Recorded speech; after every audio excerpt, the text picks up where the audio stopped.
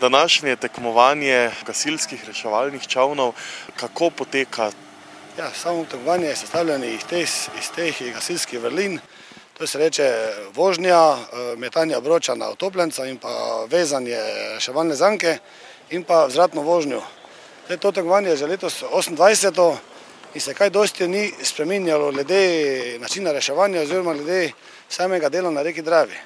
Edino kaj zdaj je, se spreminjajo pogoji, tako danes, na primer, ki je porast reke Drave, ampak tudi gasilci se vedno srečujemo ravno na teh pogojih, ki niso normalni, s temu reče.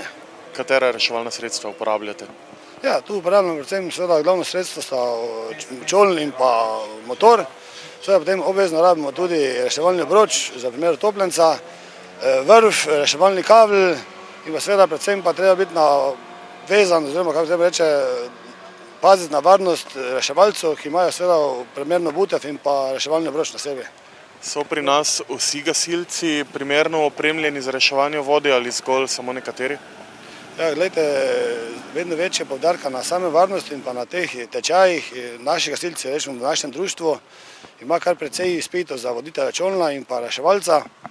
In tudi smo letos vztrajali v razpisu za tekmovanja, da tudi vsi tekmovalci oziroma ekipe, ki se prijavljajo, bodo imeli vozniki vsaj izpit za čoln in pa reševalci delno primerno usposobljeni. Kako mednarodna udeležba bo danes tukaj? Ja, pričakujemo naše redne goste iz Avstrije, to je Lebring in pa Fering.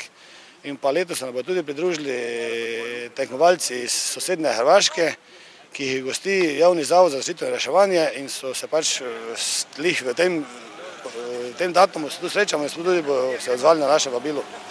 Zdaj kljub vročim dnem in bomo rekli kar nekako sušnemu obdobju je reka Drava precej polna, voda je veliko, kako to?